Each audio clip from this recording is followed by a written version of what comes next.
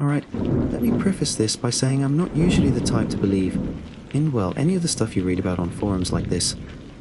Ghosts, cryptids, ancient curses, it always sounded like campfire stories meant to spook kids, or maybe just the product of overactive imaginations in isolated places. I considered myself a rational guy, grounded in reality. Cities, concrete, the predictable rhythm of traffic, and spreadsheets, that was my world. Until I inherited the cabin. Until I spent time out there, near the spine of those old mountains.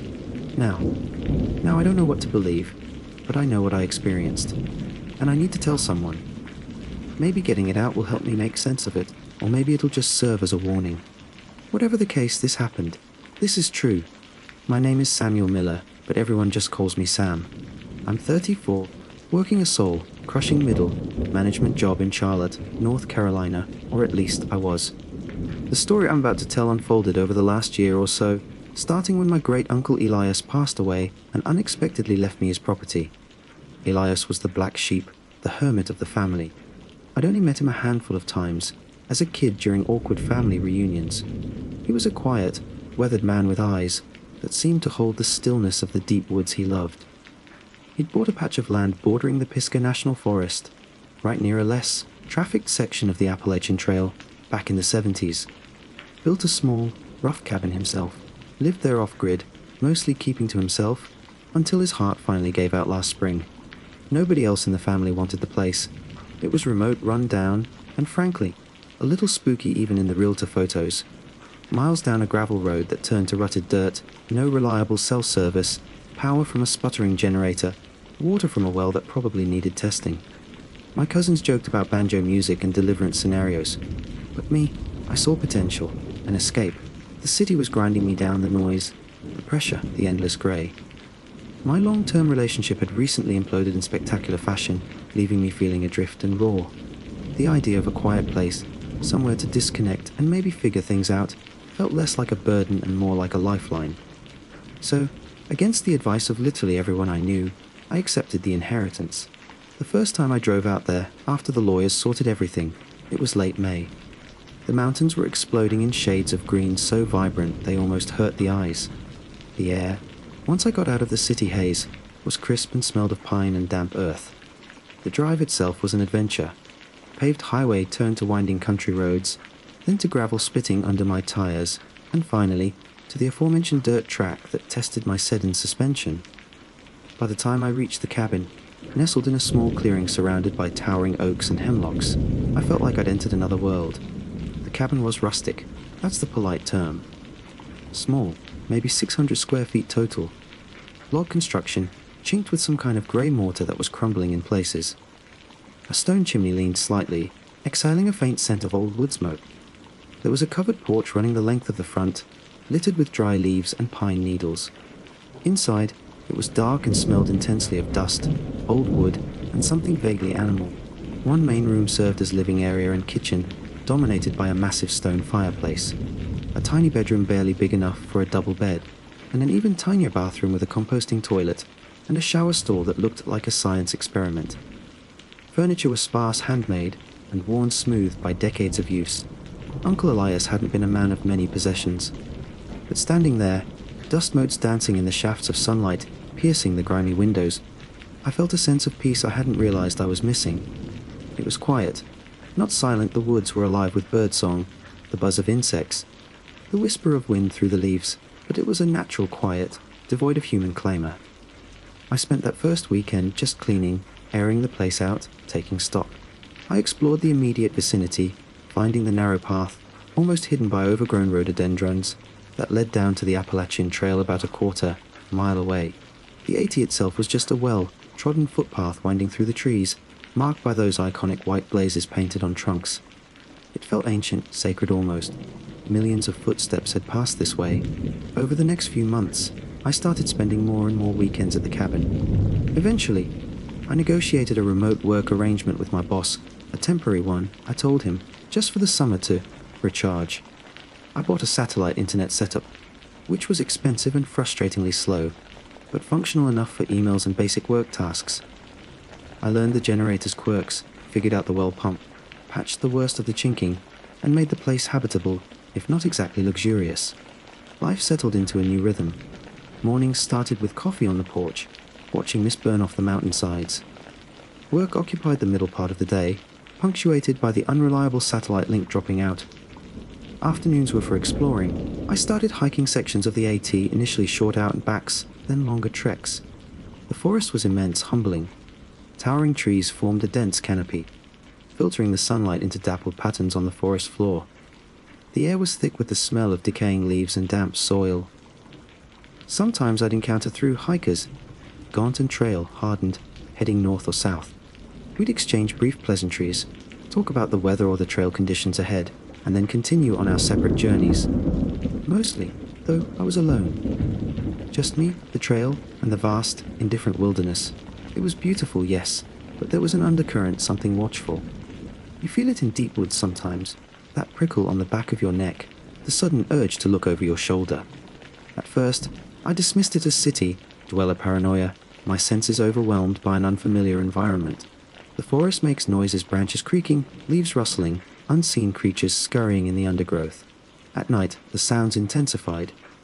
The hoot of owls, the distant yip of coyotes, the occasional snap of a twig just outside the cabin walls. Normal woodland sounds, I told myself. Yet sometimes, lying in the dark, listening, a different kind of chill would settle over me, a feeling that some of the sounds weren't quite natural. A rustle that seemed too deliberate, a footfall that sounded too heavy for a deer. My logical brain fought back hard. Raccoons are surprisingly noisy. Bears are common in these mountains. Maybe one was investigating the cabin. Wind does strange things in dense forest. I'd get up, shine a powerful flashlight beam out the window, and see nothing but trees and shadows. Eventually, exhaustion would win, and I'd fall into an uneasy sleep. The first thing I couldn't easily explain away happened about 2 months in, maybe late July.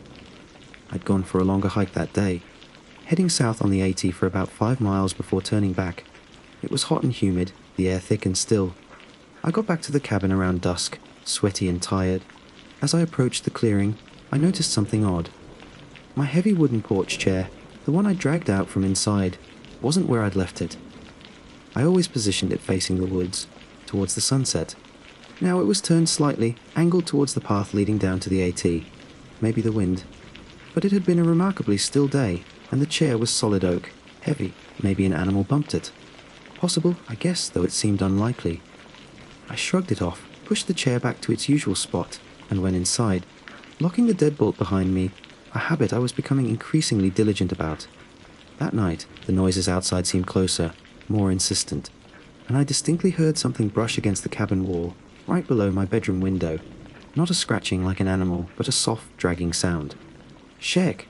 Then silence. I lay frozen, straining my ears, heart pounding. Nothing more, just the usual night chorus.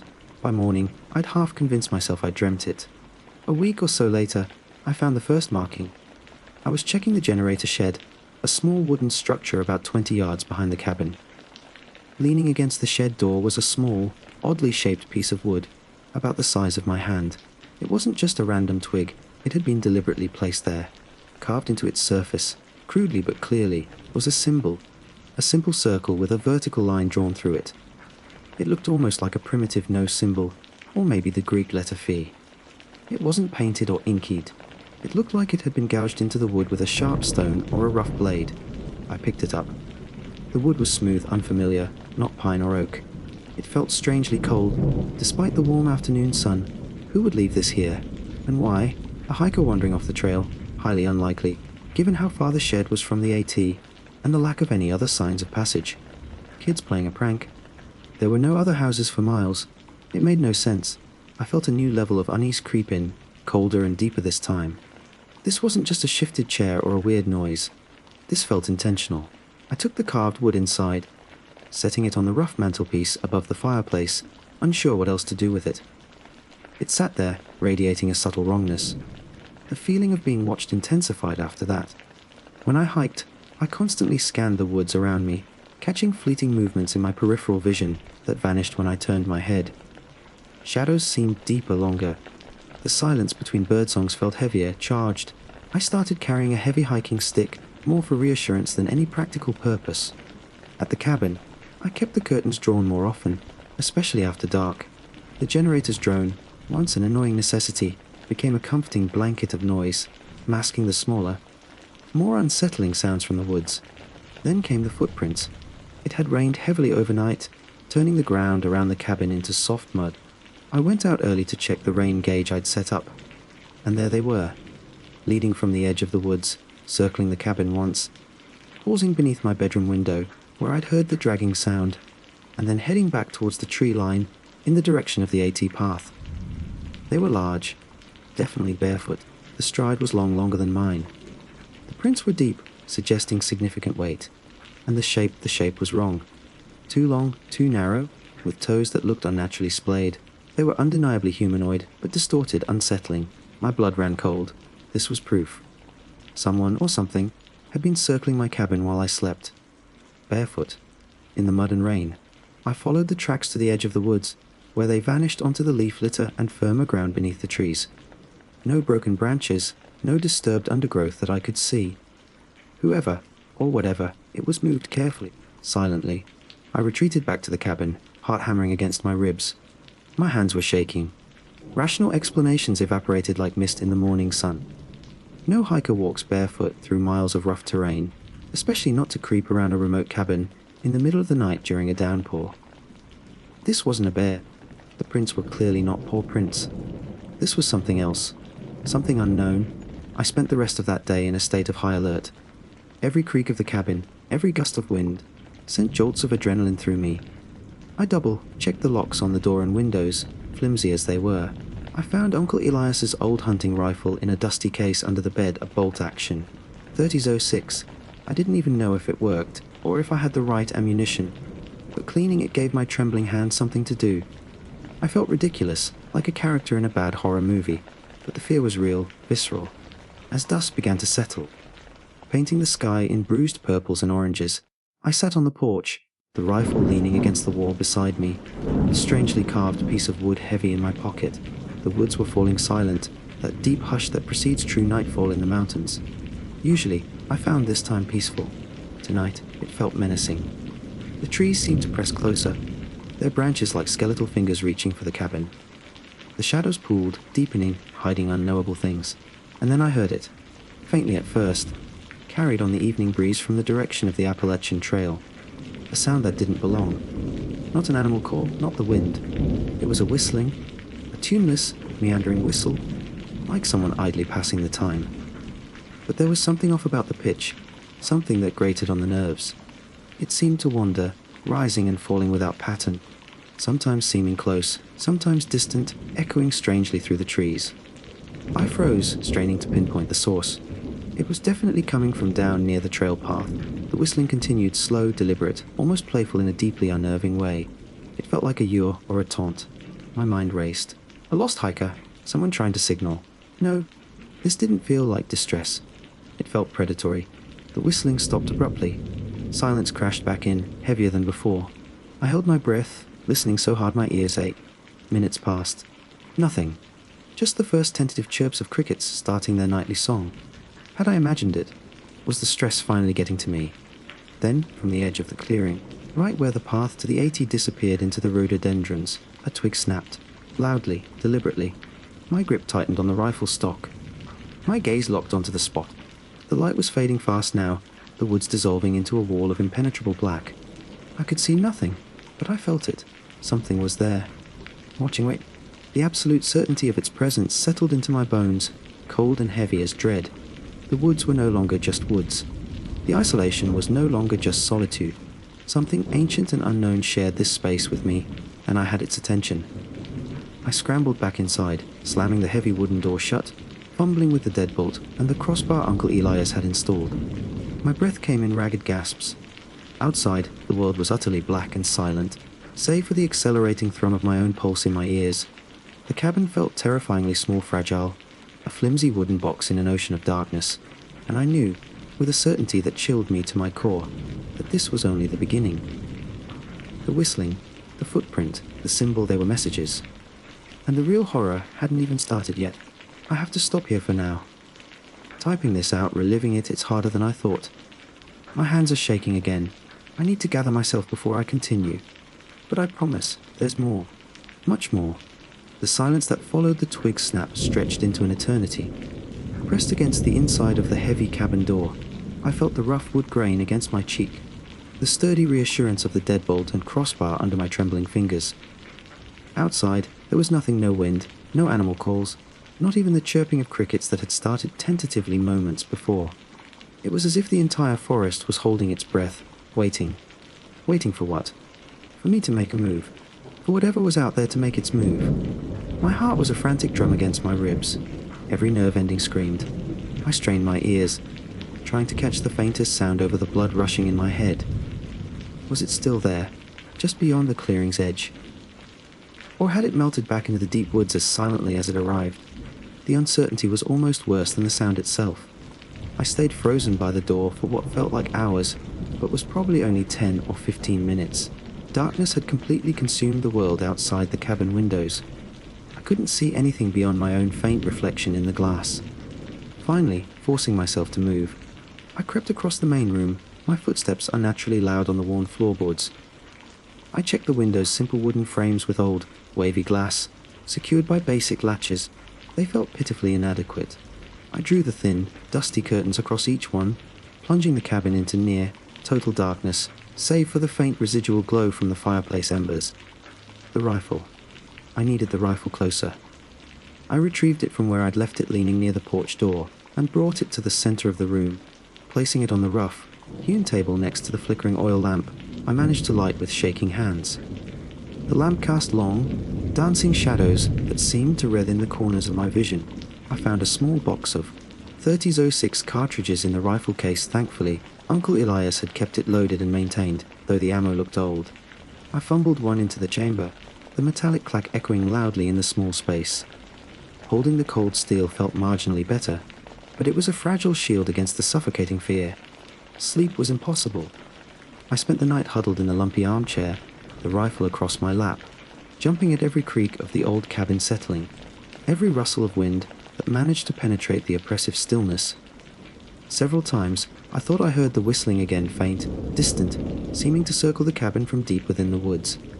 Was it real, or was my fear-addled brain manufacturing phantom sounds? I couldn't be sure. Around what must have been 2 or 3 a.m., something scraped lightly against the back wall of the cabin, near the small bathroom window. Scrurk, scrurk. It wasn't the sound of branches rubbing in the wind. It was slower, more deliberate, like fingernails or claws being dragged across the logs. I froze, gripping the rifle tighter, my knuckles white. The sound stopped. Then a soft, almost inquisitive tap-tap, tap on the bathroom window pane itself. My breath hitched. I didn't move, didn't make a sound. My eyes were glued to the thin curtain covering that tiny window. The tapping stopped. Silence descended again, heavier than ever. Whatever was out there was testing. It knew I was inside. It knew I was awake. And it seemed to be curious. Or maybe just patient. The rest of the night passed in a blur of hyper, vigilance, and exhaustion. No more distinct sounds, just the overwhelming sense of being besieged, surrounded by an unseen, malevolent presence. When the first grey hint of dawn finally filtered through the gaps in the curtains, it felt like a physical reprieve.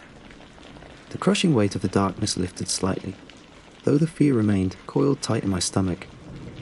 As soon as it is light enough to see clearly, I forced myself to unbar the door and step outside, rifle held at the ready. The morning air was cool and damp, smelling of wet earth and pine. The clearing looked deceptively peaceful. Birds were starting to sing, sunlight filtering through the canopy, but the mud around the cabin told a different story. The bare footprints were back, not just circling this time, but pacing, back and forth, beneath the bedroom window, back and forth beneath the bathroom window where I'd heard the tapping. The prints were clearer now in the damp soil, disturbingly long, narrow feet with that unnatural splay to the toes. There was also a new set of marks, shallow, parallel scratches in the logs on the back wall, right where I'd heard the scraping. They looked like something hard and sharp had been dragged across the wood. Seeing the physical evidence, the confirmation that the sounds hadn't been imagined, sent a fresh wave of cold dread through me. There was something else. Lying near the porch steps, half hidden by a clump of weeds, was a small bundle of twigs tied together with what looked like dried grass. Inside the bundle, nestled carefully, were 3 small, smooth, grey stones. It felt like an offering, a marker, a threat, Like the carved symbol, it radiated a sense of deliberate placement of primitive, unknown significance. I left it where it lay, unwilling to touch it. My mind was racing. I needed information. Who or what could be doing this? Back inside, I fired up the generator and booted up my laptop, praying the satellite internet would cooperate. It was agonizingly slow, the connection dropping intermittently, but I managed to run some searches. Appalachian Trail disappearances, near my approximate location. Strange creatures Appalachian Mountains, North Carolina. Barefoot Tracks Woods. Mountain Folklore Pisgah National Forest. Circle with line through its symbol meaning. The results were a frustrating mix of generic hiking safety warnings, sensationalized cryptid websites, and vague historical accounts. Dozens of people have gone missing on or near the AT over the decades, of course. Most are attributed to accidents, exposure, or animal attacks, but a few cases remained stubbornly unsolved. Hikers vanishing without a trace from well-marked sections of trail, sometimes leaving behind only confusing or contradictory clues. Then I stumbled onto something slightly more specific. Buried in an obscure forum discussing regional folklore, I found mention of old Cherokee legends, heavily filtered and probably distorted through time and translation. They spoke of ancient beings that inhabited the deepest parts of these mountains long before any settlers arrived. Not spirits in the ghostly sense, but territorial, powerful entities tied to the land itself. Descriptions were vague and often contradictory, sometimes protectors, sometimes dangerous tricksters, sometimes something far worse. One particular passage, attributed to an early anthropologist's notes, caught my eye. It mentioned beings that walked without sound, were neither man nor beast, and sometimes left strange signs or tokens for those who trespassed in their sacred places. The description of the signs was frustratingly imprecise, but it mentioned arrangements of stones and carvings on wood or rock. There was no picture, no direct description of the circle and line symbol I'd found, but the resonance was chilling. Another search, cross-referencing symbols, brought up countless interpretations for a circle bisected by a line.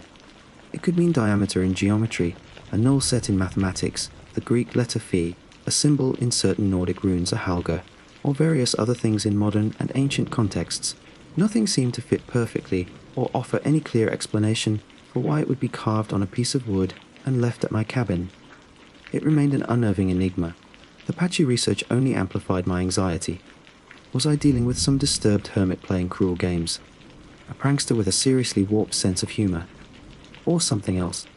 Something genuinely ancient and non-human, stirred from dormancy by my presence. The rational part of my brain screamed, hermit. But the unnerving wrongness of the footprints, the deliberate placement of the symbol and the twig bundle, the unnatural sounds, it didn't feel human. I realized I hadn't eaten since lunch the previous day. My stomach growled, but the thought of food made me nauseous. The isolation, which had initially seemed like a blessing, now felt like a crushing liability. Miles of bad roads separated me from the nearest town. No cell service meant no quick call for help. Even the satellite internet was too unreliable for a sustained video call or quick back and forth messaging. I was well and truly alone out here. Cut off. Should I leave? Pack up my car and get the hell out? The thought was incredibly appealing. Just drive away, back to Charlotte, back to noise and concrete and people, and never look back. Forget the cabin, let the family deal with it, write it off as a bad dream. But two things held me back.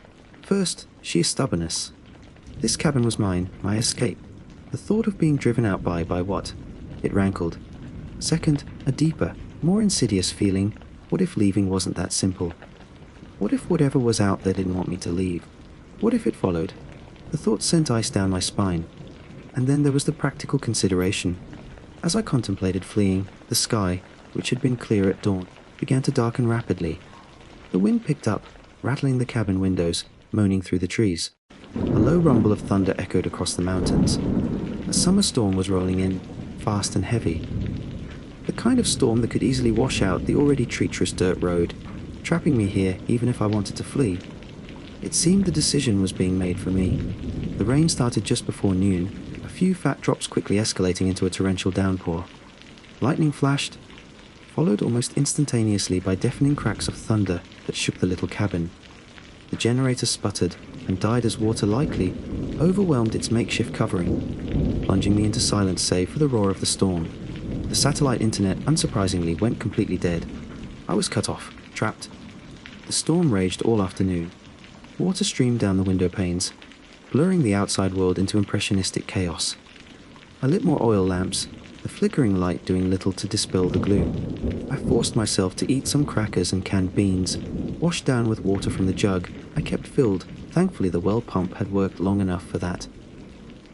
As evening approached, the rain began to slacken, though the sky remained overcast and heavy. The wind still howled, but the thunder had retreated, grumbling further down the valley. The generator remained stubbornly dead. I knew the road out would be impassable, likely for a day or two until it dried out, or I could attempt some rudimentary repairs myself, assuming no trees had come down across it. With the generator dead, the only sounds were the wind, the dripping water, and the noises of the forest reawakening after the deluge. And, inevitably, the other sounds. It started subtly, a return of that feeling of being watched, even through the curtained windows. Then, a soft thud against the roof, as if something heavy, like a large pine cone or a branch, had fallen. Then another, and another. Too rhythmic, too spaced out to be random debris. I went to the front window, peered through a gap in the curtain. The clearing was shrouded in twilight, the wet ground reflecting the dim grey sky. Nothing seemed out of place. Then I saw it, movement at the far edge of the clearing, near the generator shed. A flicker of motion, dark against the darkening trees.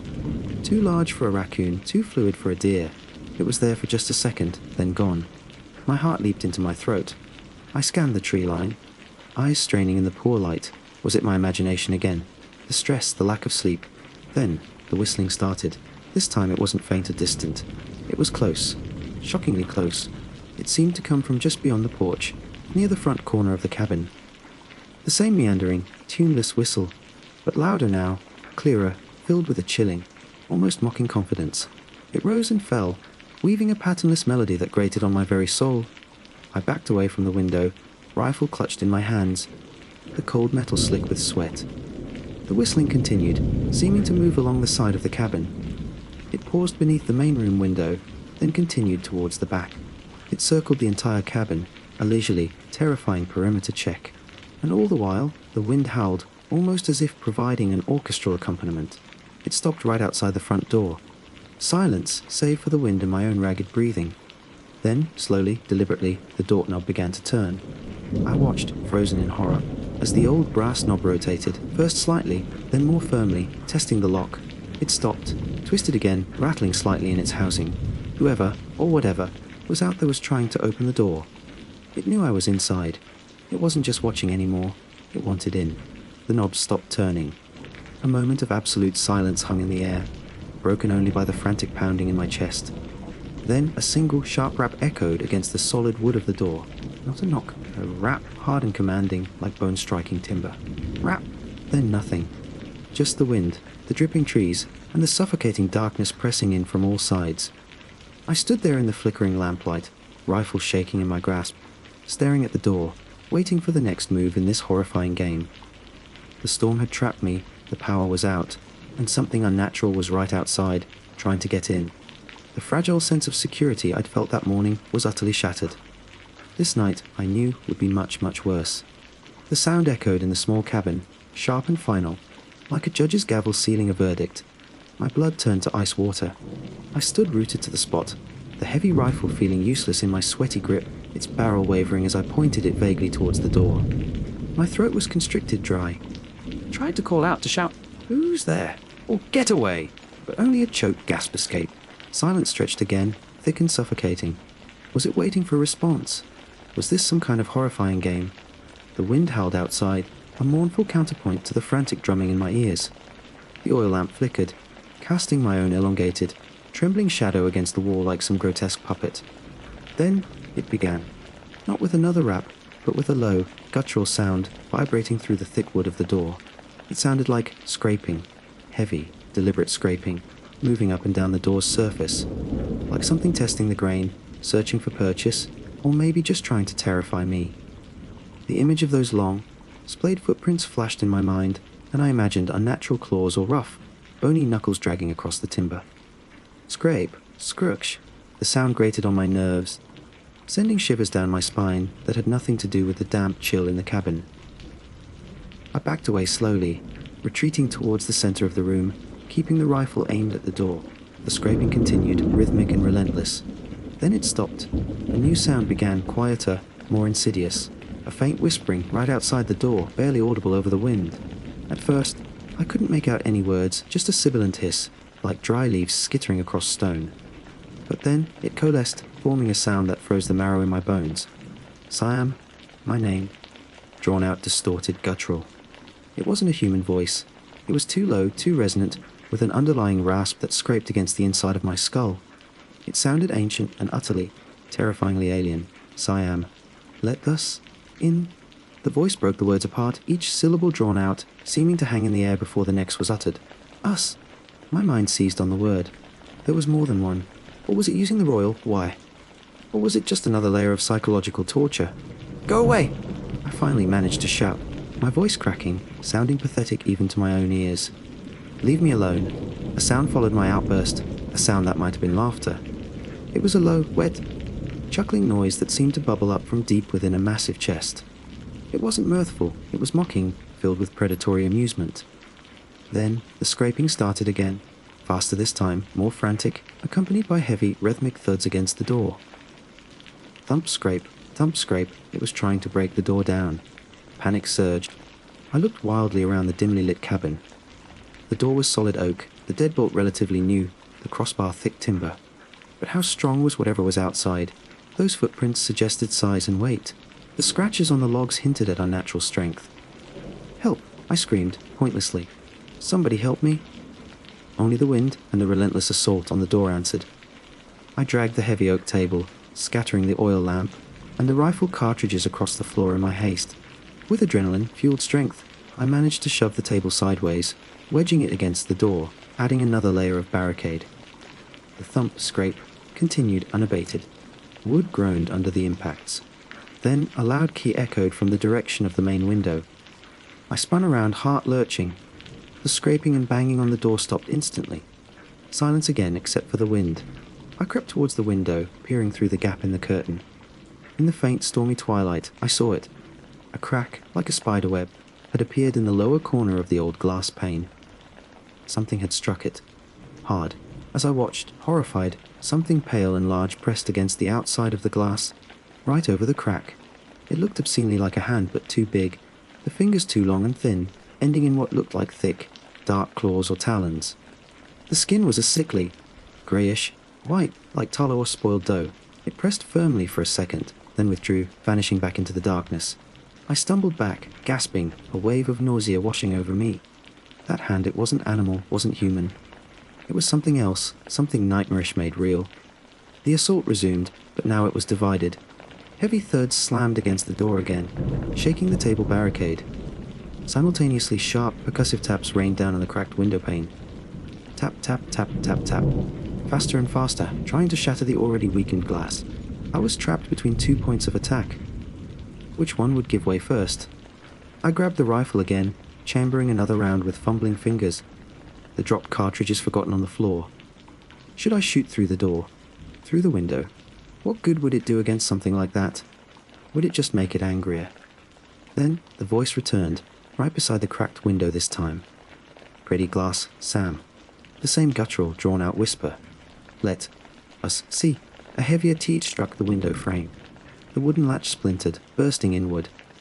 The window swung open a few inches, held only by the swollen dampness of the wood and the angle. A gust of cold, damp air blew into the cabin, carrying the scent of wet earth, decay, and something else, something musky and rank, like a wet animal mixed with grave dirt. I reacted on pure instinct. Shoving the rifle aside, I lunged towards the window, slamming it shut against whatever force was pushing from outside. My shoulder hit the frame hard. I fumbled with the broken latch, trying to wedge it back into place. It was useless. I looked around frantically. A heavy armchair sat nearby. Straining, groaning, I shoved it against the window, wedging its back beneath the sill, hoping its weight would hold. The tapping stopped. The pressure against the window ceased. But the banging on the front door continued, relentless, shaking the entire cabin. THMP. The hours that followed were the longest of my life.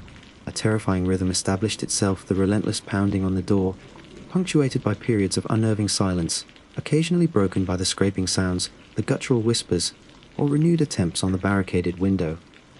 I huddled on the floor, back against the far wall, rifle pointed towards the door, every muscle tensed, waiting for the wood to splinter, for the barricades to fail.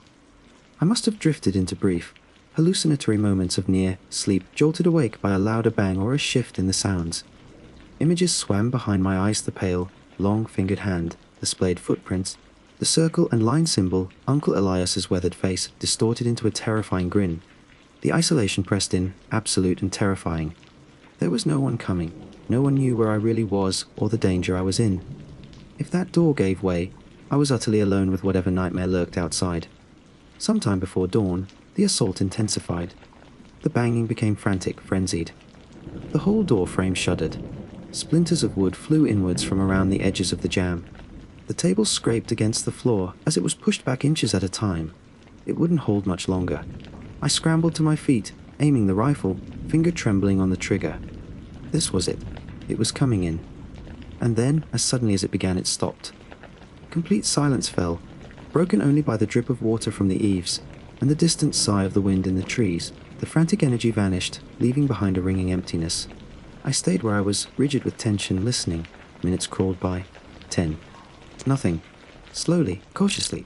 The first tentative bird song began outside, heralding the dawn. Grey light seeped through the cracks in the curtains and around the edges of the barricades. The storm had passed. The night was over. I didn't move until the sun was fully up, casting bright shafts of light into the dusty cabin. Exhaustion warred with adrenaline, leaving me shaky and hollowed out. Moving stiffly, I approached the door. The table was pushed back nearly a foot, its legs gouged. The door itself was scarred and battered, the wood around the lock and hinges deeply splintered. The crossbar was cracked. It wouldn't have survived another sustained assault. At the window, the armchair was still wedged tight. The glass was heavily spiderwebbed, but hadn't completely shattered. The broken latch dangled uselessly. Outside, the ground was a mess of mud, churned up around the door and window, littered with twigs and debris from the storm, and more of those horrifyingly clear, barefoot prints. They were everywhere, overlapping, chaotic, telling a story of frantic, persistent violence. The small bundle of twigs and stones I'd seen near the porch was gone. In its place, scratched crudely into the muddy earth right before the steps, was the symbol again, the circle with the line through it, larger this time. A territorial marker, a warning, a signature. My fear hadn't lessened with the daylight, but it was now overlaid with a cold, hard certainty. Staying here was suicide. The cabin hadn't been breached last night, but it was damaged. Whatever was out there was intelligent, persistent, and unnaturally strong. It wanted me, and it would be back tonight. Escape, that was the only thought dominating my mind. The rain had stopped hours ago. Maybe the road was passable, or maybe partially blocked. Something I could clear. I gathered the rifle, checked the remaining cartridges, only a few left. Then, grabbing my keys, I unbarred the battered door, my heart pounding anew as I stepped out into the bright, deceptive morning. I scanned the tree line, the woods, half expecting to see pale eyes watching me. Nothing. Just trees, dripping leaves, and birdsong. I made my way towards my sedan, parked near the edge of the clearing. Relief washed over me as I saw no trees had fallen directly on it. But as I got closer, that relief evaporated, replaced by a sickening lurch in my stomach. Both front tires were flat.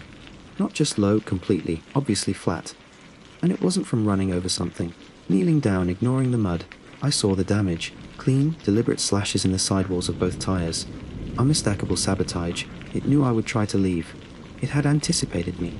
While it was terrorizing me at the cabin, it, or perhaps another one, let us in, had disabled my only means of quick escape. I stood up slowly, looking from the slashed tires to the damaged cabin, then to the deep, silent woods that surrounded me.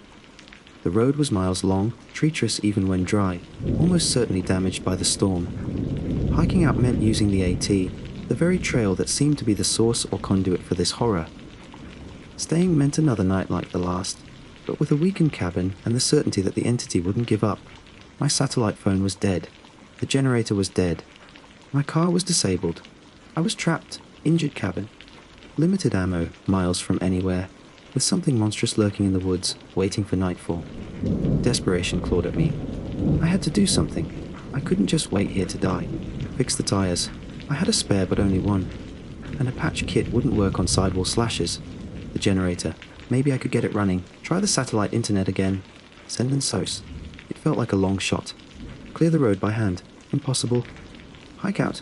Risking the trail, risking meeting that thing out in the open. My eyes fell on the generator shed again. If I could get the generator working, maybe I could power the satellite dish. Maybe I could send one message, one desperate plea for help, give my coordinates. It was the only chance I had, however slim. Fix the generator, get a message out. That had to be the plan. It felt fragile, almost hopeless, but it was better than surrendering to the fear. I took a deep breath, gripped the rifle tighter, and started towards the generator shed, scanning the trees with every step. The woods remained silent, watchful, waiting, and I knew as surely as I knew my own name, that I was racing against the setting sun. Hope is a fragile thing in the face of primal fear. The plan fix the generator, send an SOS felt flimsy, almost laughably optimistic given the slashed tires and the violent intelligence I was up against. But it was a plan, the only one that didn't involve either passively waiting for death or making a suicidal run into the woods. Clutching the rifle, I moved towards the generator shed, my eyes constantly scanning the dense wall of trees surrounding the clearing, every shadow seeming to wreathe with potential menace. The generator shed was unlocked, just as I'd left it. Inside, the air was thick with the smell of gasoline and damp wood. The generator itself, a hefty portable model, sat silent. It was wet from the rain that had obviously blown in through the shed's ventilation slats, but a quick visual inspection didn't show obvious flooding in the key components. Maybe it just needed to dry out. Or maybe the kill switch had been tripped by the storm. My hands, clumsy with adrenaline and exhaustion, fumbled with the housing screws. I checked the spark plug wet, but intact. Cleaned it as best I could with a rag. Checked the fuel plenty left. Checked the oil level was fine. Everything looked okay. I pulled the starter cord once, twice. It coughed weakly, sputtered, but didn't catch again. Nothing. Panic began to bubble beneath my forced calm. Why wouldn't it start? I forced myself to be methodical. Traced the fuel line. Traced the wiring. And that's when I saw it. Tucked away near the base, partially hidden, was the main wire leading from the generator coils to the output sockets. Or what was left of it. It hadn't been cleanly cut. It looked chewed. Gnawed through by something with sharp, powerful teeth, but not in the haphazard way a rodent might do it. The damage was precise, disabling the machine completely, severing its connection to the outside world just as surely as the slashes had severed my car's connection to the road. It was the same deliberate sabotage as the tires. My blood ran cold. It hadn't just attacked the cabin, it had systematically, intelligently, cut off my power, my communication, and my escape. It hadn't just been trying to get in, it had been ensuring I couldn't get out. I stumbled back from the generator, the useless rifle suddenly feeling immensely heavy. The fragile hope shattered, replaced by stark, overwhelming terror. It knew it had planned this. I looked up at the sky, visible through the shed door. The sun was already beginning its descent, painting the western clouds in hues of orange and blood red. Maybe 3 hours of daylight left. 4 at most. The woods seemed darker now, the shadows deeper, more menacing. The birdsong had faded, replaced by an expectant hush. That feeling of being watched intensified tenfold, pressing in on me like a physical weight. I knew it was out there now, close, enjoying my despair, waiting for the light to fail completely. Staying wasn't an option. The cabin was damaged, my ammo was low, and I couldn't face another night like the last, knowing the barricades might fail completely this time. The road was impassable, my car useless. That left only one terrifying choice: the Appalachian Trail, hiking out, into its territory. It felt insane, like a mouse running deliberately into the cat's lair. But staying felt like certain death. Running at least offered a sliver, however remote, of a chance. My map showed a Forest Service road intersecting the AT about 8 miles south of my cabin's access path. 8 miles. Through rough terrain, probably littered with storm debris. With night falling, and with something monstrous potentially hunting me. Could I make it? Doubtful. But what other choice did I have? I ran back to the cabin, my mind racing. Grabbed my backpack, stuffed it with essentials water bottles, remaining protein bars, flashlight, spare batteries, compass, the map, the small first aid kit. Left the heavy laptop, the useless satellite phone components. The rifle, it was heavy, cumbersome for a desperate run, and with only a few rounds left. But could I bear to be unarmed? I slung it over my shoulder. Standing at the ravaged front door, I took one last look at the cabin, my intended escape. Now my prison.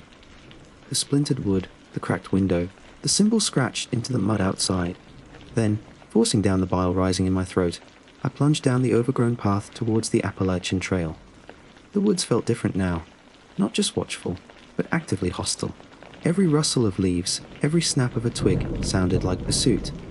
The air grew colder as the sun dipped lower, the lengthening shadows merging, blurring the path ahead. My breath came in ragged gasps fueled by terror. I half ran, half stumbled, tripping over roots, scrambling over fallen branches brought down by the storm. I hit the AT, marked by its familiar white blaze on a tree, and turned south. The trail here was narrow, winding through dense thickets of rhododendron and towering pines. The canopy was thick, stealing the remaining light prematurely. Dusk was falling fast in the deep woods. Then the whistling started. Faint at first, behind me, the same meandering, tuneless sound, an eerie counterpoint to my frantic flight. I pushed harder, ignoring the burning in my lungs, the stitch in my side. The whistling grew louder, closer. It seemed to keep pace with me effortlessly. Sometimes it sounded like it was right behind me, other times off to the side, echoing unnervingly through the trees. Was it one? Or more? The memory of the whispered sent fresh waves of fear through me. I risked a glance over my shoulder.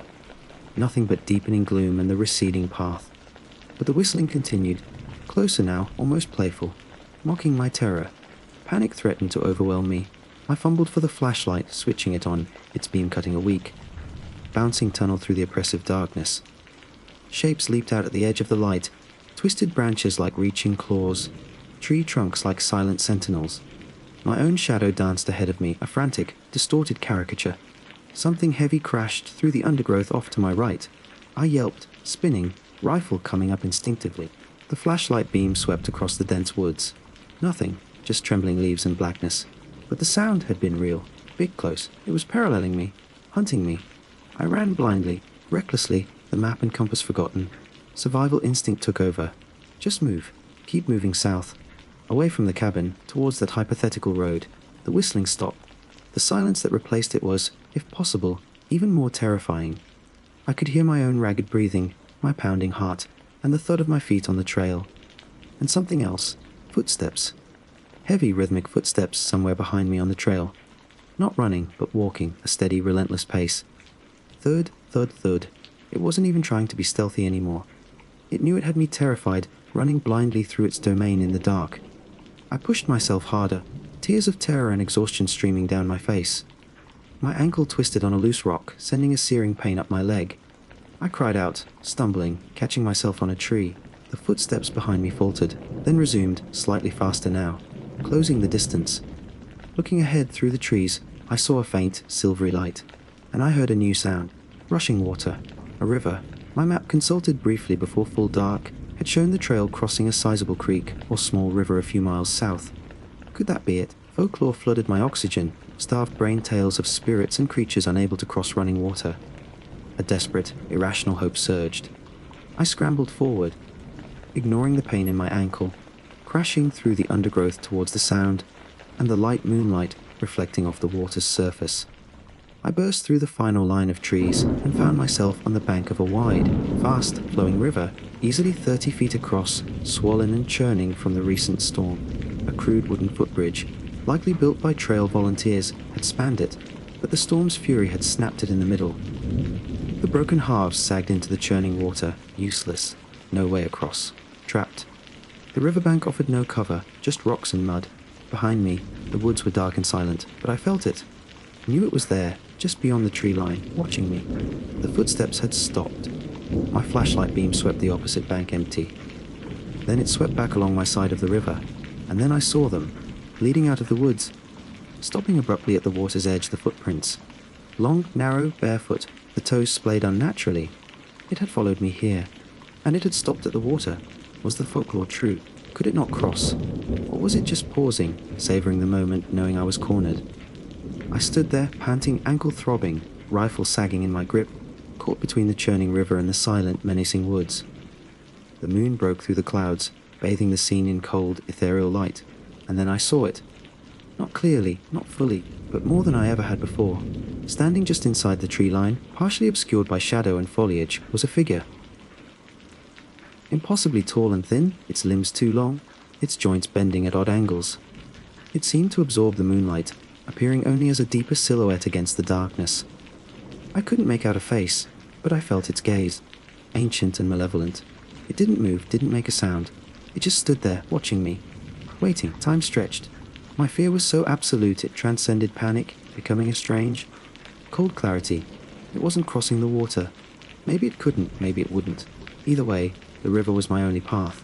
Taking a shaky breath, I turned and began scrambling downstream, staying close to the churning water's edge, slipping on wet rocks, splashing through shallow pools. My flashlight beam bounced ahead, showing treacherous footing. Behind me, the figure remained motionless at the tree line. I didn't dare look back again. I don't know how long I stumbled along the riverbank. An hour. 2? My ankles screamed in protest. Exhaustion threatened to pull me under. Finally, impossibly, I heard a new sound over the river's roar. The rumble of an engine. Headlights cut through the darkness ahead, illuminating a bridge, a proper concrete road bridge. A highway. Sobbing with relief, I scrambled up the embankment, waving my flashlight frantically. A tractor, trailer roared past, then another. Finally, one slowed, its air brakes hissing, pulling over onto the shoulder. The driver, a large man with a kind, bewildered face, peered down at me from the high cab. "Whoa there, buddy! You alright? What in God's name are you doing out here?" The story tumbled out of me, disjointed, hysterical. The cabin, the noises, the symbols, the footprints, the hand. The slashed tires, the chase through the woods, the figure by the river. He listened patiently, his initial bewilderment turning to concern, then skepticism. He drove me to the nearest state trooper barracks, miles down the highway. The troopers took my statement. They were professional, polite, but the disbelief was clear in their eyes. "Sounds like you had a rough night, son." One of them said, patting my shoulder. "Bear activity's high this time of year, especially after a storm. They can get bold, tear things up pretty good trying to get at food." They went out to the cabin the next day, apparently. Found the damage, the slashed tires. Officially, the report cited suspected vandalism for the tires and significant animal damage, likely black bear, for the cabin. They mentioned the storm likely caused disorientation and exacerbated my fear. They found no unusual footprints. The continuing rain had likely washed them away by the time they arrived. No mention was made of any symbols, scratched in the mud or carved on wood. I hadn't even bothered telling them about those details, knowing how insane it would sound. They couldn't get the generator started either, noted it as water damage, case closed. Just another city guy spooked by the woods. I never went back. I couldn't. The family dealt with the property, sold it at a loss to some timber company. I moved, got a different job in a different city, far from the Appalachian Mountains. I live in a high-rise now. The sounds of traffic and sirens are my lullaby. But I'm not okay. Not really. Sleep brings nightmares of guttural whispers and long, pale fingers pressing against glass. I jump at sudden noises. Sometimes, late at night, walking down a city street, I catch a glimpse of movement in a dark alleyway. A figure too tall, too thin, vanishing just as I turn to look. Coincidence? Paranoia? My traumatized mind playing tricks? Maybe. But last week, scratched into the paintwork of a mailbox, just outside my apartment building, I saw it. Crude, unmistakable. A circle with a vertical line through it. It knows where I am. It, or something like it. The woods are deep and ancient things have long memories. They can wait. And sometimes, I fear, they can travel. So, yeah, that's my story. Believe it or don't. But if you ever find yourself near the Appalachian Trail, deep in those old mountains, especially after dark, listen closely. And maybe don't dismiss the local legends. Some things are older than history, and they don't like being disturbed. They watch. They wait. And sometimes, they leave messages.